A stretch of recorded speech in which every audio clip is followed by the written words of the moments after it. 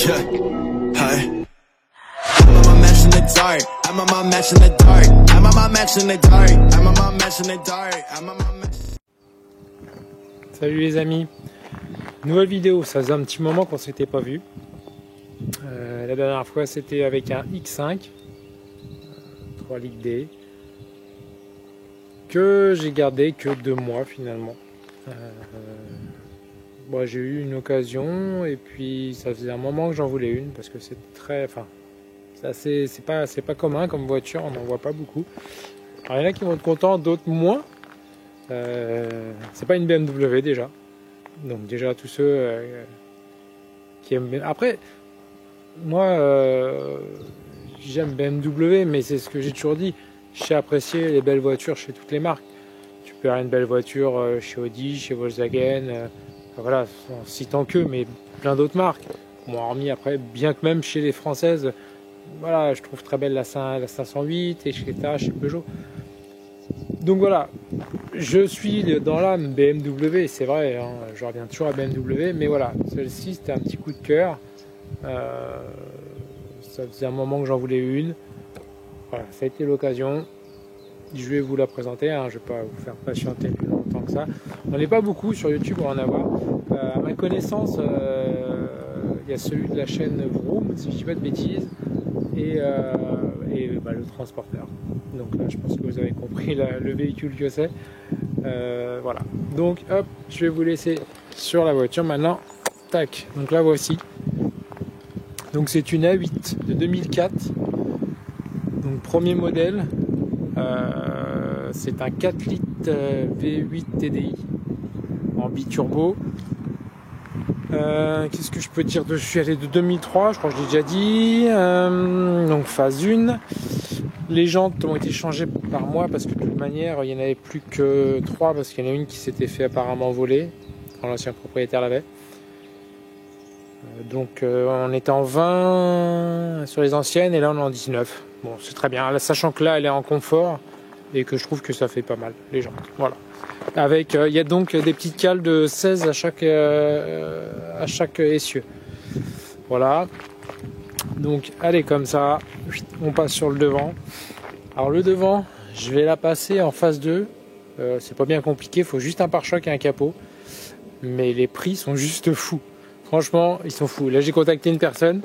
Le pare-choc complet à l'avant, d'occasion, 1200 €. Ça fait un petit peu cher le pare-choc. Autre petite particularité de cette voiture, elle est full alu. Alors moi, on m'avait dit châssis, donc je m'étais dit bon bah c'est cool, voilà, le châssis il en a eu, au moins ça rouille pas. Et l'autre fois, ma curiosité m'a pris et j'ai pris un aimant. Je l'ai mis à l'intérieur du capot parce que le capot était ouvert. Ça accrochait pas. Je me suis dit bon ok, ils ont fait l'intérieur du capot en alu, on va regarder ailleurs. Je mets sur le dessus, ça accroche pas. Bon, capot alu. Et de là-dessus, j'enchaîne, aile, ça accroche pas, porte, ça accroche pas, aile arrière, ça accroche pas, malle, ça accroche pas, les arches n'accrochent pas, et le pavillon n'accroche pas. Donc la voiture est entièrement en alliage, enfin ouais, une sorte d'alliage, je peux pas vous dire quoi, après je connais pas les composants, mais voilà, c'est un alliage. La voiture est 100% alliage.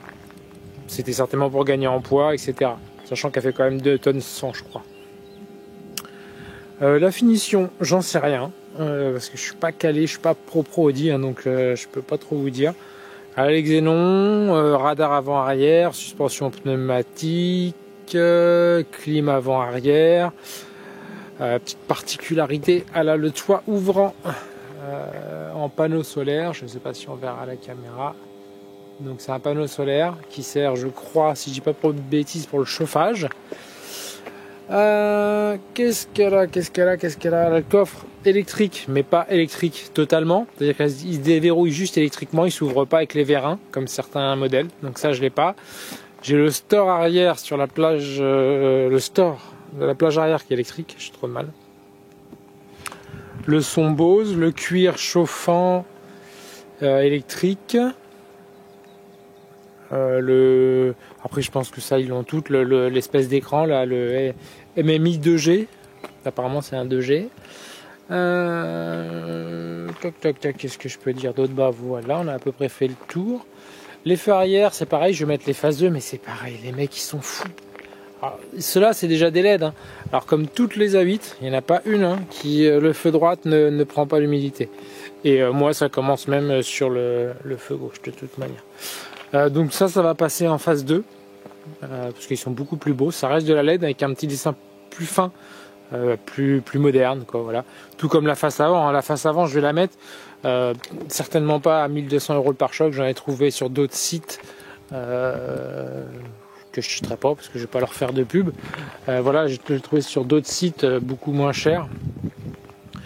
Sachant qu'il faut que je change donc le capot et le pare-choc. Les phares sont les mêmes, etc. Mais les phares, je vais peut-être quand même les changer parce que celles de la phase 2 sont plus jolies. À voir si je trouve des bonnes affaires. Pareil, le volant. Là, j'ai un volant 4 branches, multifonction avec les palettes. Hop, tac. Et ça va passer en 3 branches avec un méplat. Voilà. Sur l'écran, je vais venir y greffer un petit boîtier pour récupérer l'Apple CarPlay. Alors, ce sera pas un écran tactile, ça restera l'écran d'origine, mais j'aurai le CarPlay. Voilà. Qu'est-ce que je peux dire? Le cuir conducteur est assez abîmé. Pourtant, elle n'a pas énormément de kilomètres, elle a 240 000, mais après, ça dépend de la corpulence des gens, de comment ils rentrent, de comment ils entretiennent le cuir, etc., etc. Tout ça. Ensuite, derrière, il y a de la place. Hein. Voilà. C'est pas clean, j'ai pas nettoyé à fond. Les cuirs sont propres à l'arrière, par contre.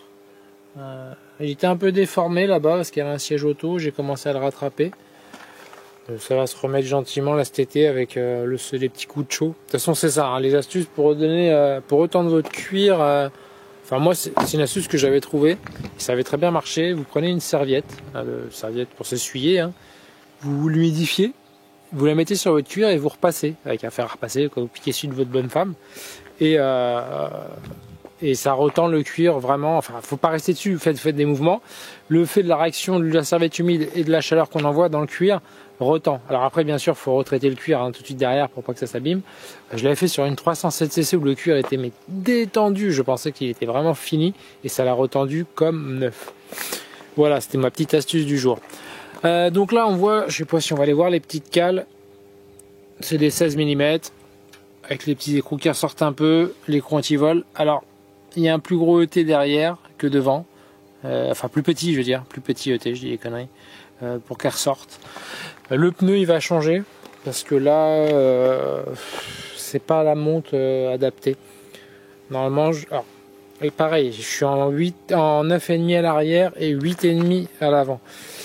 Mais je vais mettre du 255 aux 4 coins. Donc 255, 40, 19. Là, je suis en 235, 35, 19. Donc je vais mettre plus large et un tout petit peu plus haut. Mais ça se verra pas. Hein. Franchement, sur le flanc, ce sera insignifiant. Mais moi, je suis obligé parce que pour rentrer chez moi, donc j'ai un bateau. Donc déjà, c'est bien, c'est un bateau, il est coupé. Mais malgré tout, là, à chaque fois que je rentre, je serre les fesses, sachant que les jantes ont été repeintes. Que le trottoir, enfin que le pneu vienne pas s'écraser, que le trottoir vienne pas toucher un rebord ou quoi. Alors je vérifie toujours bien la pression pour qu'il n'y ait pas de souci de ce côté-là. Voilà au programme. Les points négatifs, il y en a beaucoup, énormément. Je sais pas par où commencer. Je l'ai eu, il n'y avait plus rien qui marchait, clairement. Plus rien ne fonctionnait, plus rien. Plus de suspension pneumatique, plus de mode cric, plus rien. L'ancien, alors je sais pas, je veux pas m'avancer, mais il me semble, hein, je pense que l'ancien propriétaire, que je salue au passage, qui est très gentil, on a fait connaissance, bref, a changé donc les plaquettes avant-arrière. Donc avant c'est pas trop gênant. Par contre à l'arrière, je pense qu'il l'a fait en sachant pas qu'il y avait un mode atelier pour le faire avec le CDS. Non, j'ai pas le droit de citer, je crois, ce truc. Donc, enfin, si, j'ai le droit, c'est officiel, mais bon. Voilà, donc il y a le logiciel qui est fait pour ouvrir les plaquettes parce que c'est un frein à main électrique. Et je pense qu'il l'a fait sans, je pense, hein, je dis bien, je vais pas m'avancer. Et du coup, je suis en bug là-dessus encore. Sachant que quand on change les plaquettes arrière, donc il faut faire cette manipulation d'ouvrir l'étrier, il faut mesurer l'épaisseur de la garniture, la rentrer dans le logiciel, ensuite donc faire la procédure pour refermer l'étrier, ensuite donc rentrer la valeur de l'épaisseur de la plaquette dans le logiciel, la valider, ensuite faire un test, ce qui s'appelle un test, donc ça a un actionneur, ça va actionner l'étrier, il va s'ouvrir, se fermer plusieurs fois de suite. Et ouais, normalement après ça remet tout à zéro, plus de voyants de témoins d'usure, etc. Et là j'ai un défaut frein à main et il me dit que les plaquettes arrière sont usées, malgré que j'ai fait comment, j'ai rentré l'épaisseur, j'ai pris l'épaisseur qu'il y avait, qui restait parce que du coup elle a quand même roulé un peu. Je l'ai rentré dedans, j'ai fait comme si en fait c'était un changement de plaquette, mais il y a autre chose, ça passe pas. Voilà, ça passe pas. La suspension pneumatique, elle fonctionne. Par contre, quand la jante a été volée de ce côté-là, parce que donc c'était le côté passager, à l'avant droite, ils l'ont posé a priori sur un pare-pain, je pense assez violemment. C'est des biellettes donc moi réglables que j'ai à l'avant pour pour rabaisser en fait la voiture, pour tromper le correcteur d'assiette. Donc j'ai redressé cette tige. Bon après j'aurais pu en acheter une, c'est une tige filetée toute bête avec une rotule là au bout en fait, mais bon bref. J'ai redressé, j'ai mesuré de chaque côté, j'ai la même distance, mais malgré tout elle reste un petit peu plus basse de ce côté-là, de pas grand chose, d'un demi-centimètre, et j'ai un défaut de correcteur d'assiette. Donc j'en ai commandé 2. Voilà, je vais les changer, on verra bien. C'est pas grave. Ensuite, il y a le bloc ABS, le calculateur du bloc ABS, donc le boîtier noir qui est sur tout le système, qui est défectueux, tout simplement, qui est défectueux. Donc il va partir en réfection là dans les jours où ça sera déjà fait quand la vidéo sortira. Donc il va partir en réfection. Donc ce défaut rentre, met en défaut plein d'autres choses, enfin met pas en défaut mais rentre aussi, met en défaut plein de choses. On le retrouve par exemple sur la boîte de vitesse, donc il ressort le boîtier ABS défectueux, il ressort dans la boîte de vitesse, il ressort dans les suspensions pneumatiques, il ressort sur le capteur de vitesse, du coup mon compteur des fois il fonctionne plus, il joue sur beaucoup de choses, et notamment aussi la puissance, étonnamment. Si votre bloc ABS est défectueux, vous avez moins de puissance. Voilà. Ah oui, sachant que je vous ai pas dit la puissance, mais bon, si vous connaissez, vous aurez fait une recherche, d'origine elle fait 275 chevaux. Voilà. Donc au programme, un feu arrière de phase 2, face avant de phase 2 aussi, voilà, relifté, donc avec la grosse calandre. Alors je vais pas mettre celle du W12 parce que déjà elle est introuvable et puis je crois qu'elle est hors de prix. Juste une calandre de phase 2, un pare-choc de phase 2, ça m'ira très très bien, je trouve ça beaucoup plus joli. Bien que là ça reste très joli, mais j'aime bien, c'est vrai que cet ensemble, plutôt que d'avoir 2 calandres, d'avoir vraiment la mono-calandre, la grosse calandre. Voilà, pas énormément de trucs. Je vais faire un peu comme ceux qu'on a déjà sur YouTube et essayer de ce qu'ils n'ont pas fait, le faire, si je peux du moins, parce qu'il faut avoir énormément de connaissances sur le logiciel. Il est vraiment, il est assez complexe. Enfin, c'est complexe. Ça se trouve, il y en a qui s'y connaissent trop bien. Je vais passer pour un con, mais voilà, pour moi, c'est assez compliqué à s'en servir. J'y arrive maintenant, mais au début, je pataugeais à mort. Voilà, on a fait le tour. Qu'est-ce que je peux vous dire? On n'a pas été dedans, je peux vous faire une petite visite de l'intérieur. Je sais pas, ça va pas être facile. Hop. Donc voilà, les 240 000. Après, qu'est-ce que je peux vous dire d'autre? Pas grand chose, hein. L'écran, etc.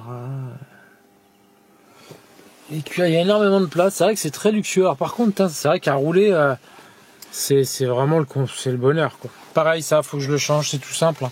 Il est craqué, le petit plastique. Alors j'espère qu'il est pas dedans, mais je pense pas, sinon ça passerait pas. Puis au pire, je vais démonter, je sortirai. Je vais en racheter un, je vais la remplacer parce que ça fait pas une belle finition. J'aurais aimé avoir la version avec le cuir, mais je crois que c'est sur les phases 2. Hein. Dites-moi en commentaire si vous le savez, mais je crois que c'est les phases 2 qui ont un petit soufflet en cuir. Ça fait plus propre déjà, plus classe, et voilà. Puis du coup, y a pas de problème. Là, vous avez tous les boutons pour gérer les menus, les machins, les GPS, dont le fameux bouton qui tourne dans la nana tourne dans le transporteur 2 ou 3, je sais plus, bref, qui fait monter le son. Ça ne fait absolument pas monter le son vu que c'est celui-ci pour monter le son. C'est le cinéma, hein, voilà. Le bouton ensuite là du store électrique à l'arrière, l'assistance pour se garer, le SP, ça c'est pour ouvrir ou fermer l'écran. Là je pense qu'on peut pas. Ah si on peut. Voilà. Tac. Alors c'est pas digital. Ah, on peut pas le fermer. Je pensais qu'on pouvait. Non, on peut pas. Bon, c'est pas grave. Ah si on peut. C'est moi qui ai appuyé mal. Voilà.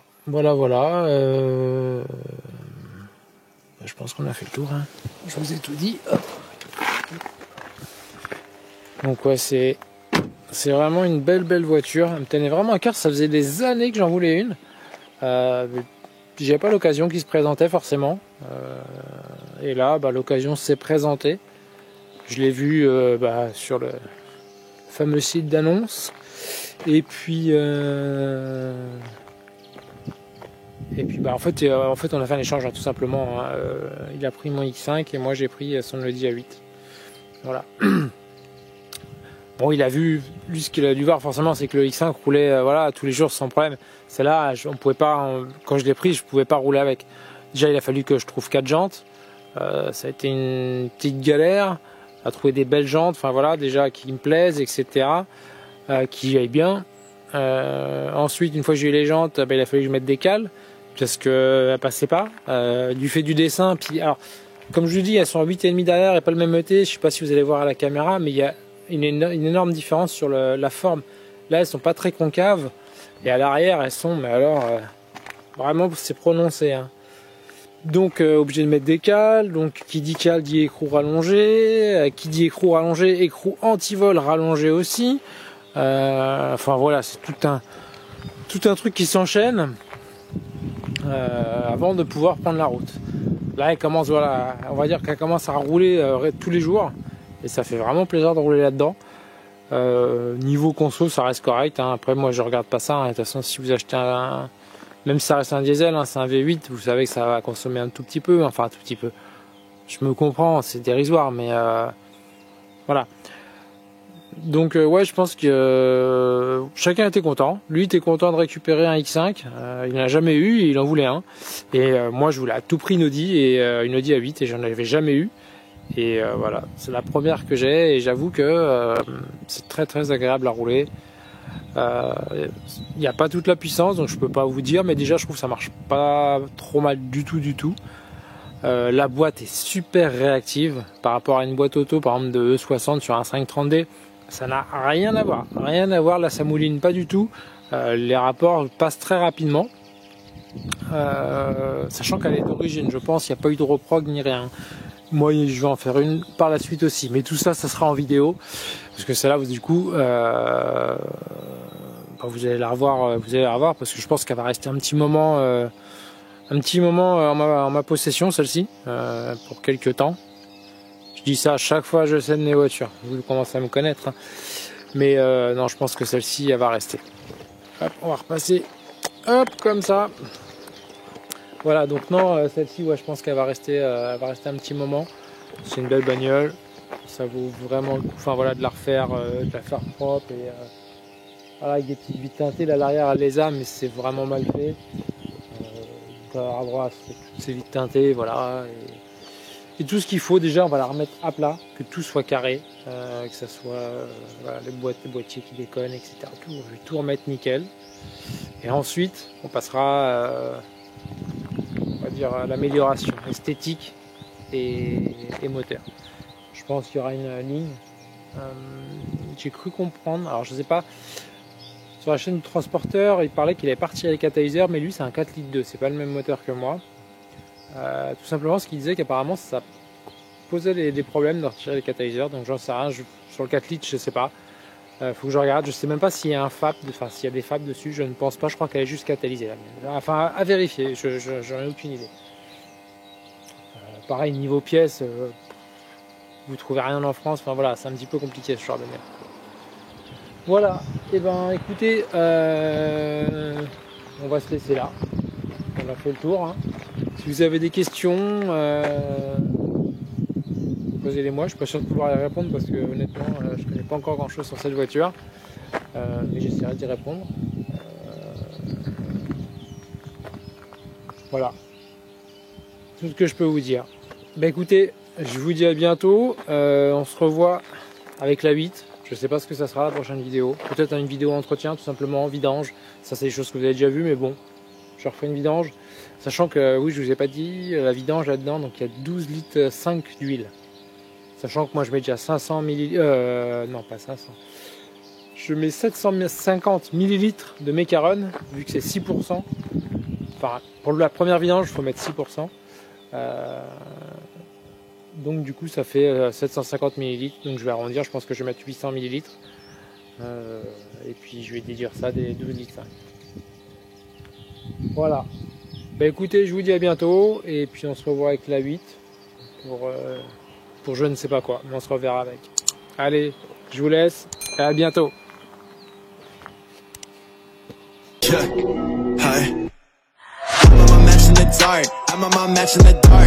I'm on my match in the dark. I'm on my match in the dark. I'm on my